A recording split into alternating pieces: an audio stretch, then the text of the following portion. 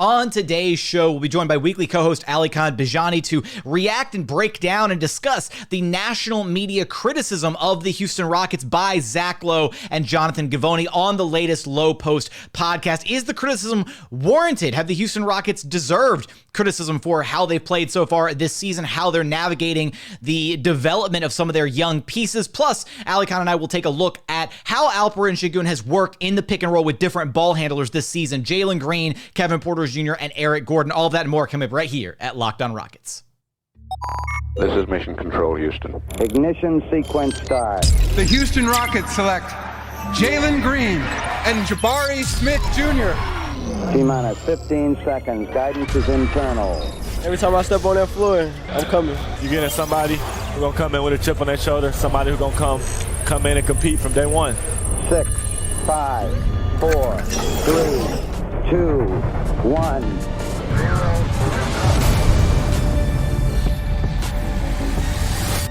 What's up and welcome to another edition of Locked On Rockets, your daily podcast home for everything Houston Rockets basketball. As always, I'm your host, Jackson Gatlin, native Houstonian and credentialed media member. I'm also the host of Locked On NBA Mondays, host of the State of the Rockets podcast, as well as Rockets Watch. Be sure to follow along on Twitter at JT Gatlin, and the show, of course, at Locked On Rockets, free and available wherever you get your podcasts, including YouTube, where you can help us out tremendously by commenting whatever you want below. Remember, for the house, for the team, for the algorithm. Go comment on the YouTube page, helps out a ton. Now, today's episode is brought to you by LinkedIn. LinkedIn Jobs helps you find the qualified candidates you want to talk to faster. Post your job for free at linkedin.com/LockedOnNBA. Joining us now is your weekly co-host, the X's and O's man himself, Alykhan Bijani. You can follow on Twitter at Rockets_Insider. And Alykhan is here today on a great day where we get to talk about one of our favorite things to talk about on this podcast, national media criticism of the Houston Rockets, because, man, did Zach Lowe and Jonathan Givony go off on the Rockets in the latest Lowe Post podcast. They echoed a lot of sentiments that I feel like, you know, a lot of the frustrations that Rockets fans have been echoing and, you know, yelling from rooftops all throughout this season. I largely, Alykhan, agreed with a lot of the points that were brought up by Zach Lowe, especially a little bit less so with Givony. But where they kind of started things off was Zach Lowe basically brought up the idea that the Houston Rockets, they started kind of talking about what's going on and, you know, the identity of this team, what they're trying to do. And Givony was like, there's way too much Eric Gordon, way too much Jae'Sean Nix. And Zach Lowe cut him off and he was like, I don't know what, I don't want to talk about Nix. I don't understand it. It's a lot of Nix. Like, just, clearly neither of them are Jae'Sean Nix fans. Givony even said that he got fat again and that's why he went undrafted in the first place. Like, I mean, these guys did not pull any punches when talking about the Rockets. And the whole premise of this was they were going around the league and looking at the rookies from this previous draft class. And so they did spend a little bit of time talking about Jabari Smith Jr. as well as Ontari Eason. Zach Lowe is incredibly high on Ontari Eason. He's also later on incredibly high on KJ Martin, even though he's not a rookie. Was kind of like out on Jabari, and that's probably where I don't agree with Zach Lowe. So, Alykhan, you listened to the segment as well. Where do you want to start with as far as what we're kind of reacting to, breaking down from what these two guys kind of discussed? I guess for me, let's start on the whole Jabari Smith thing. I mean, he is your top pick, right? He is your third overall pick, somebody who you're trying to build as a foundational piece for your future. I thought it was interesting how both of them came out and said that the Rockets were not using him correctly. Jackson, I know the first 10 games, I mean, he's still getting used to it. They're learning more about him, what his strengths and weaknesses are. And then he has an ankle injury. He's been playing much, much better. 10 games coming back from his ankle injury. But your thoughts on, are they using him better now? What do you think about what they had to say? I don't think it's necessary. I really don't think that the Rockets are actually utilizing Jabari like any differently than they were in the first 10 games. You're not seeing like design sets for him. You're not seeing him. In fact, I think they're actually utilizing him a little bit. They were maybe over utilizing him in those first games, or maybe he was, coming out the gate and he was being a little hyper aggressive out of the gate, trying to like prove himself, whatever, shot volume, all of that, maybe trying to do a little bit too much. I think now he's starting to settle in And his confidence is significantly better than it was in the early part of the season. You're starting to see the shots actually falling, but I don't think they're using him any differently. It's just the shots are going in now. And so there's an added level of confidence to his game, but he's not being featured as a part of the offense. And so I do agree with their standpoint that a lot of the Rockets offense is like Jabari's just off on the side. Like he's just positioned in the corner, or sometimes he'll hit like a 3 in transition as like the trailing big. And then very infrequently, he'll have those moments where he brings the ball up the court and will like walk it up into a dribble pull-up three, those moments are fantastic. You love seeing that aggressiveness from him, but I do agree they're not featuring him at all. Just something on Jabari. You know what's interesting on him? And we're going to discuss this later. Jalen, you would consider him a primary ball handler, correct, Jackson? Absolutely. Who sets the least amount of screens for him per game? It's got to be Jabari. Jabari, yep. There's 4 players who set screens, like just in terms of minimum based on games played. Sengun, Garuba, Martin Jr., Jabari Smith. Last. And I mean, I'm a big proponent of I want to see more Jalen Green, Alperen Sengun pick and rolls, and we'll get into that later. But you're not involving him in those pick and pop actions with arguably your best downhill attacker. Jalen's job is to get downhill, draw on the defense, and then you are supposed to make that pass when the defense will suck into you. Make that pass to Jabari in the slot, in the wing, or in the corner for a 3 off a pick and pop. His spot-up attempts are high, but are those spot-up attempts out of pick and pop where he's actively involved? Or are they out of situations where he's bringing the ball up and he's like, you know what, let me jack up a shot because I know I'm not going to get the ball later in the possession? Or is it the ball found me and I got to shoot the ball because I know when's the next time I'm going to get a touch? Or, it's just the Rockets involve him in screens sometimes, and we've been over horns, and I'm a big advocate for using horns because it involves Jabari Smith, especially at the elbow where he's good at. But besides horns, and besides some 21 series and delay action that they like to run with a three-man action early in transition, I seldom see Jabari used kind of in that late shot clock, mid to late shot clock situation where he is the primary screen. And I think they talk about he's rushed, like he likes to get things going, he likes to move, he likes to get things going, and he likes to speed up a little bit. I think that's true. And if that is the case, then you want to put him in situations where he's not having to wait. He can read and react and go. One quick dribble, pull up. One quick dribble, shoot. One quick dribble at the rim. It's you want to get him the ball in situations where he's not a ball handler because he's not there yet. Get him the ball in situations where his frame is not a disadvantage to him because it is a disadvantage. So we just talked about Jalen Green attacking the rim. Have Jabari, go towards the rim. If there's a big guy who rotates over and blocks him away or trying to take away the shot, Jabari can make a quick pass. Get him involved. I think that's a good way to get his confidence going. And we've talked about this for multiple weeks, Jackson.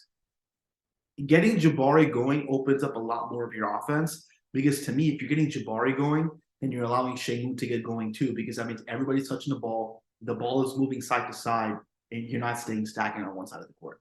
And what's one other way to potentially get the offense going a little bit through Jabari Smith Jr. is, hey, you have a really great passer that is being underutilized within the Rocket system, and that is Alperen Sengun, who was another talking point between Zach Lowe and Jonathan Givony, as well as their comments on Ontari Eason. We want to keep kind of breaking down some of the other commentary that those two had to share about the Houston Rockets, kind of the national media perception of this team, as well as getting into some of our own analysis about the Rockets' lack of ball movement and how certain guys are playing off of one another. All of that coming up. But first, today's episode is brought to you by LinkedIn. These days, every new potential hire can feel like a high-stakes wager for your small business. You want to be 100% certain that you have access to the best, most qualified candidates available. That's why you have to check out LinkedIn Jobs. LinkedIn Jobs helps you find the right people for your team faster and for free. It's so simple to create a free job post on LinkedIn Jobs, and then once you have that made, all you have to do is add the purple hashtag hiring frame to your LinkedIn profile to spread the word that you are hiring. Simple tools like screening questions make it incredibly easy to focus on candidates with just the right skills and experience so you can quickly prioritize who you'd like to interview and hire. LinkedIn Jobs helps you find the qualified candidates you want to talk to faster. Post your job for free at linkedin.com/lockedonnba. That's linkedin.com/lockedonnba to post your job for free. Terms and conditions apply.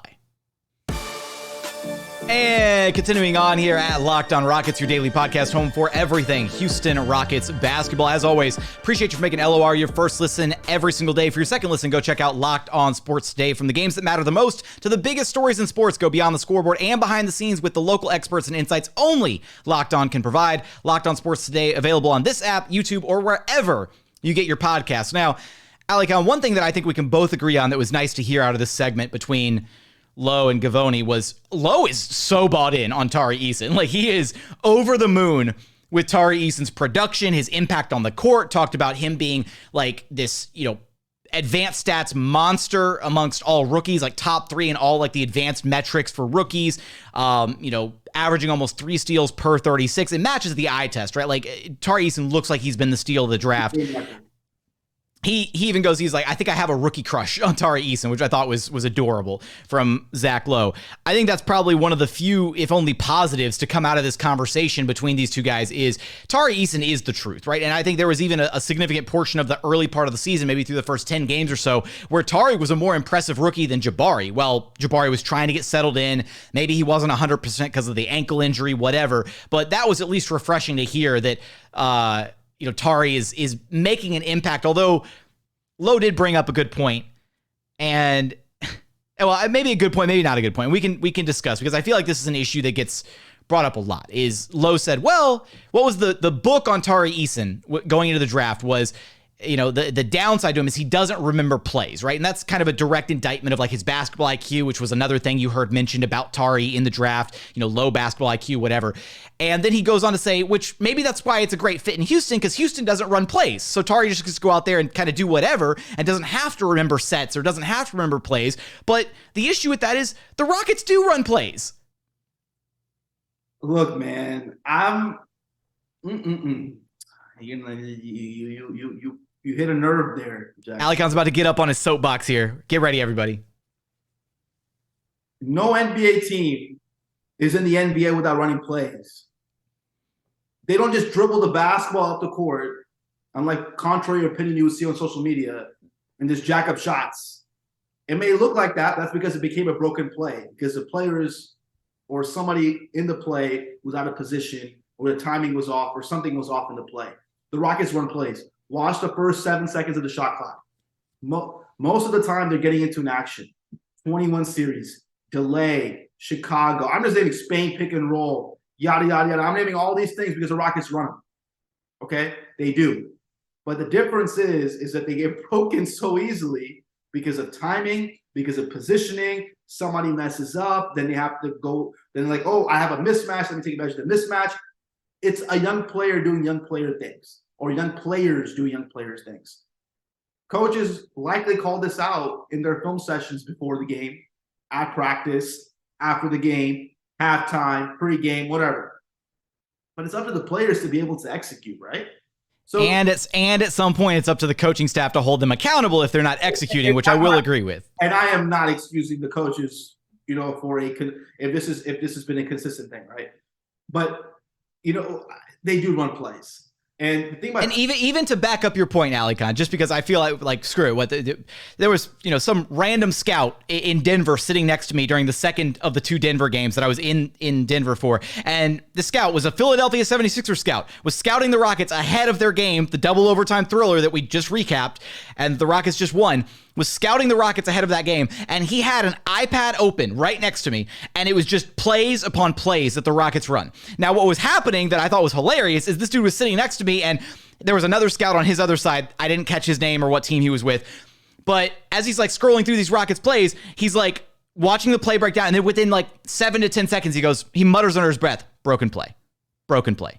Broken play again and again and again. And at one point he was like, oh, I recognize this one. Oh, okay. They started this one. Oh, okay. It broke. So the Rockets do run plays. They just fall apart way more often than I'm sure Coach Silas or the rest of the coaching staff would like to see. Yeah. I mean, look, I'll give you an example. We've talked about this on the show. I'm going to do the action and I'm going to explain the action for our audio listeners. I put a money sign up. right? I put a money sign up. What is that play called, Jackson? Cash. Cash. They run this play all the time. It's their sideline out of bounds play, okay, or baseline out of bounds play. You got 4 guys lined up, different directions, different variations. One guy gets the ball. I mean, if you want to go back and watch a recent example of that, there's a play that is on my Twitter account of Jabari where he was taking advantage of quick low post actions. And there's a low post possession that he had in Phoenix at the end of the second half where it was a baseline out of bounds. He got the ball out of cash and was trying to go up for a shot. So they run these plays. It's not like they don't. But to what Jackson said about what the scout said, so what I'm telling you, oftentimes it breaks up or it doesn't execute the way we want to, right? And then also, it's about mismatches.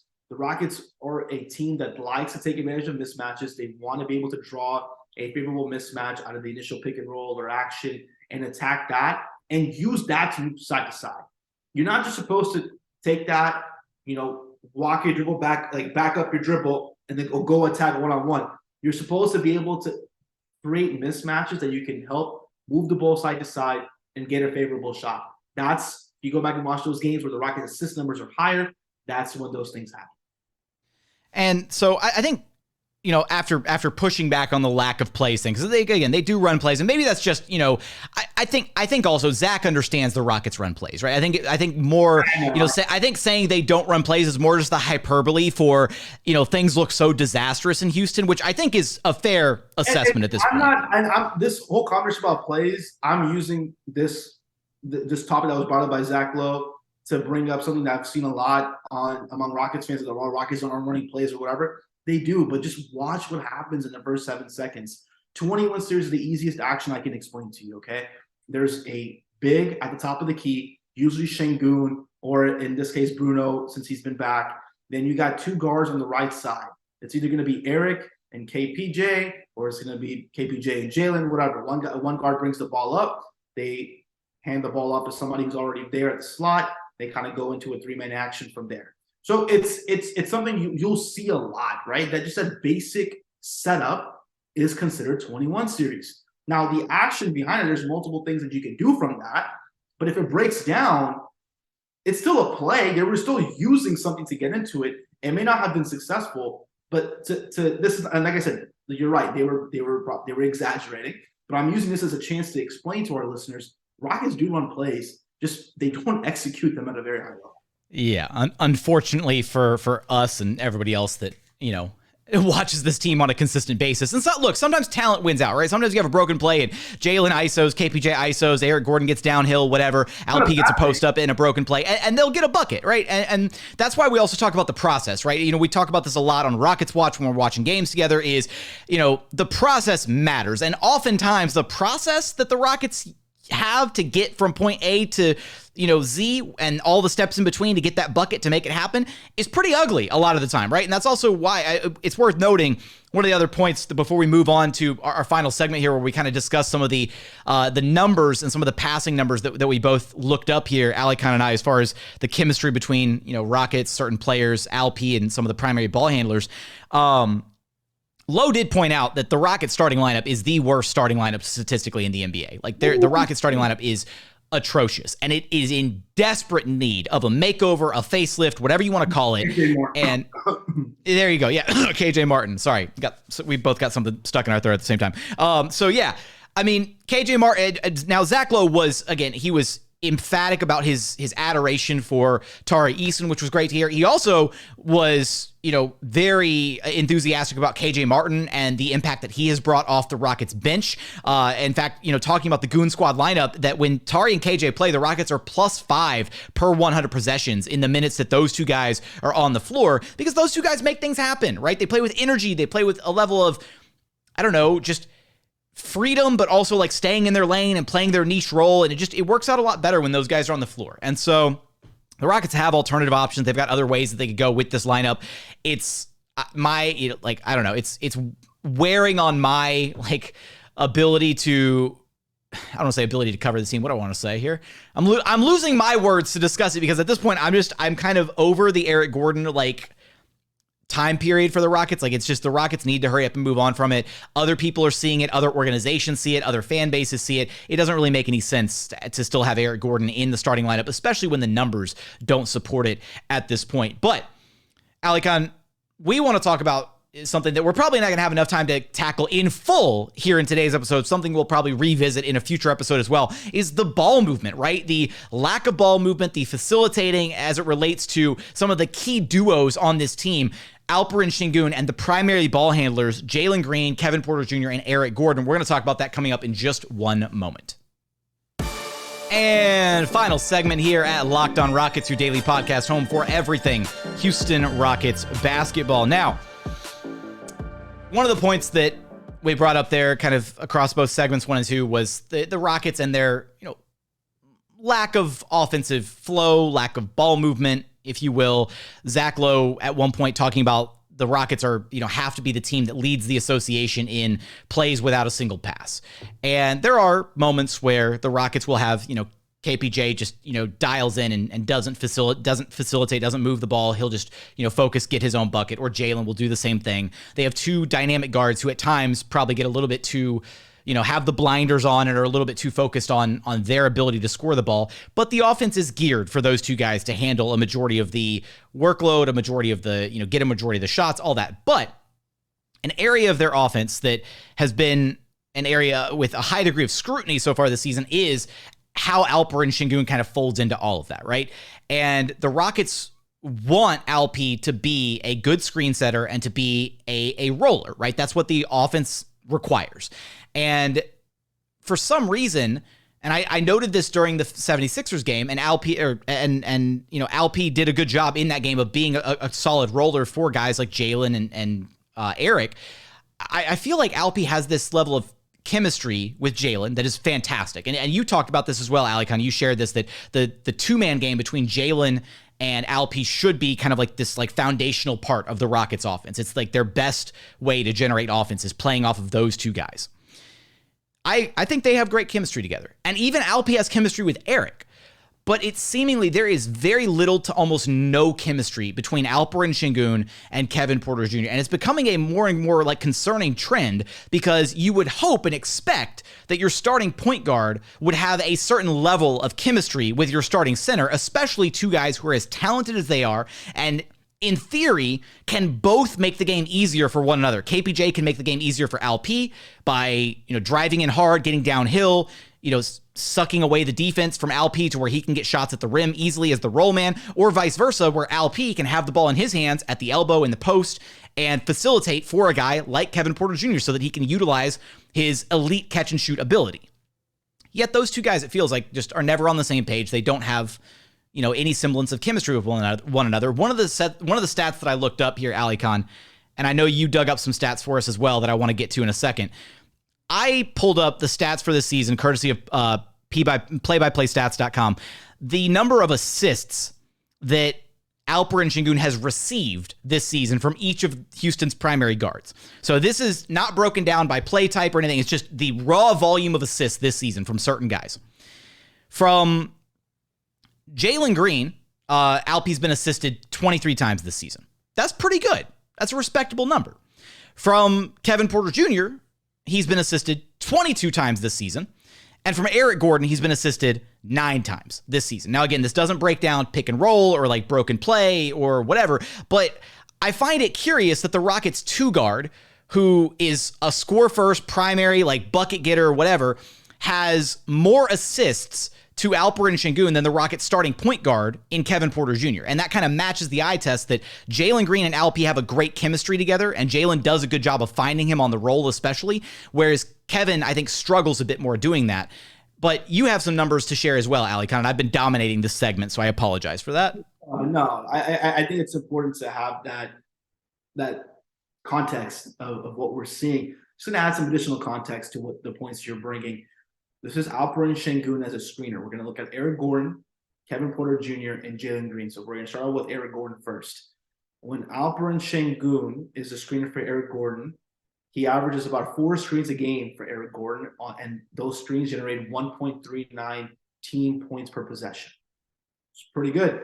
I will tell you, from the context of just watching those two play, why that's tended to work so well is because Eric can shoot so well from beyond the arc and can generate so much space by just his shoulders and massive upper body that Sengun literally just guides the pass while Eric is running on the dribble handoff, and Eric just goes up for a shot, or he can just launch a three. So Sengun and Eric actually do have some good chemistry, and a lot of that has to do with just the type of guard and body size that Eric is. Now, let's get to Kevin Porter Jr. 10.8 screens per game Alperen Sengun sets for Kevin Porter Jr. 1.12 team points per possession. Remember, 10.8 screens per game, 1.12 team points per possession when Alperen Sengun is the screener for Kevin Porter Jr. So the Jalen Green, 10 screens a game, 1.21 team points per possession. So only about a 0.1 team point per possession difference between Jalen Green and Kevin Porter Jr. Jalen Green getting that 1.21 on just about one less screen per game with Alperen Sengun. But it's interesting, right? We're looking at the context here. It's very interesting to look at the numbers of the assists to Sengun compared to the team points per possession when Jalen and KPJ are those ball handlers with the Sengun screen.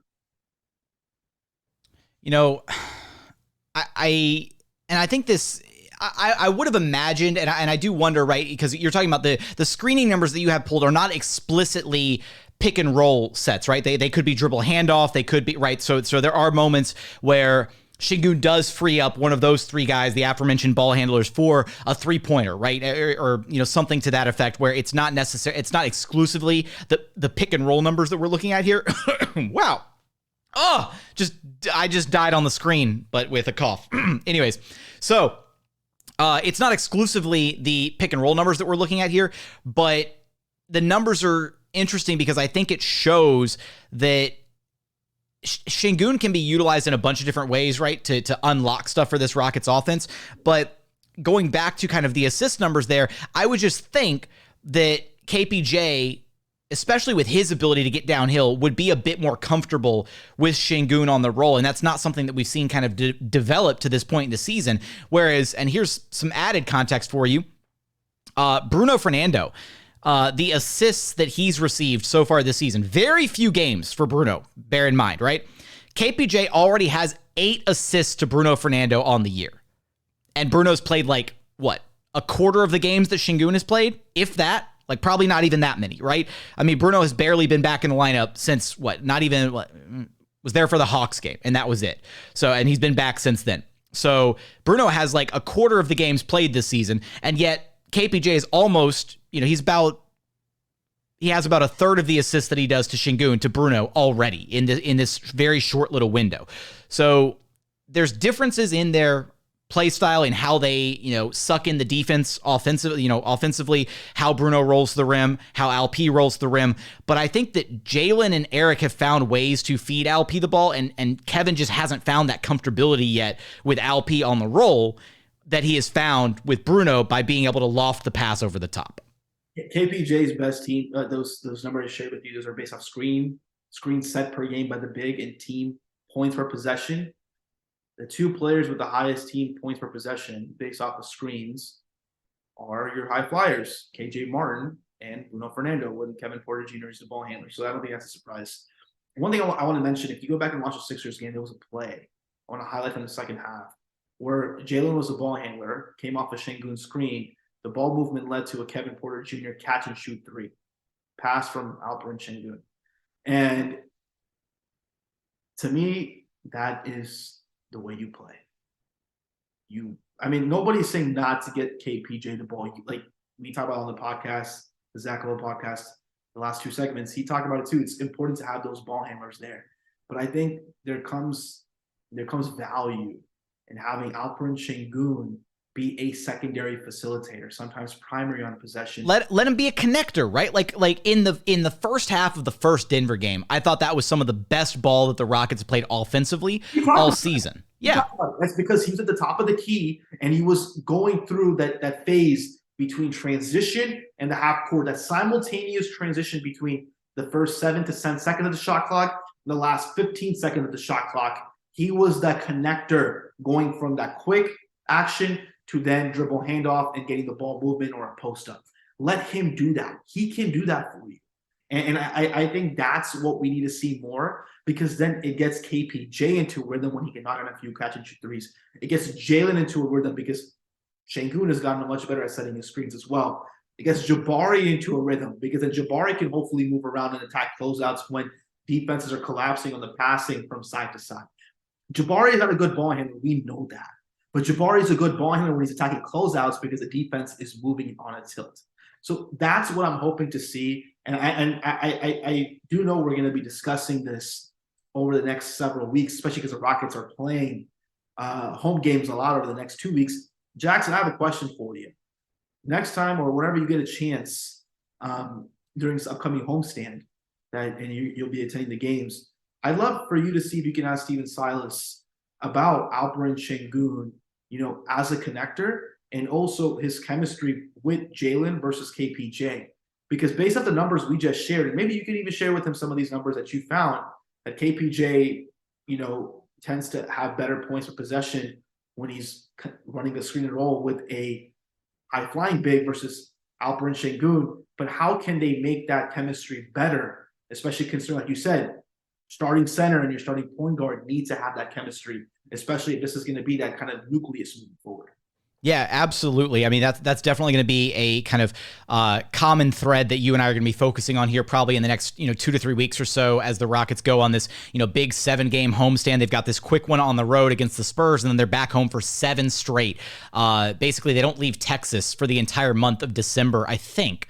They don't leave Texas until after Christmas time or something, this month. So they'll be at Toyota Center for an extended stretch. They'll have a lot of extra practice time, and I will definitely be following up on, that question or some version of that question for Steven Silas as we kind of pay attention to and see how these guys continue to grow and coalesce over this next stretch of games here in December. But Alykhan, you know the drill. Let everybody know where to track you down at. You can follow me on Twitter at Rockets_Insider. Make sure you're following us at Locked On Rockets. Look, everyone, talk with us in the comments. Reach out to us on Twitter DMs. Join the conversation. We're loving this content we're bringing y'all. We're loving the excitement that you show us whenever you listen to our episodes. Keep it going. Let's keep this going. It's been a fun season. Let's keep it going. That's going to do it for another edition of Locked On Rockets. As always, thank you so much for checking out the show. If you haven't done so yet, please consider subscribing wherever you listen to your podcast. That's Apple, Spotify, Google, the Odyssey app, free and available on all podcast platforms. We're also available on YouTube. Just go to YouTube, search Locked On Rockets. Be sure to like, comment, and subscribe. But as always, thank you so much for watching. Thank you so much for listening. And we look forward to having you back right here at Locked On Rockets, your daily podcast home for everything Houston Rockets basketball.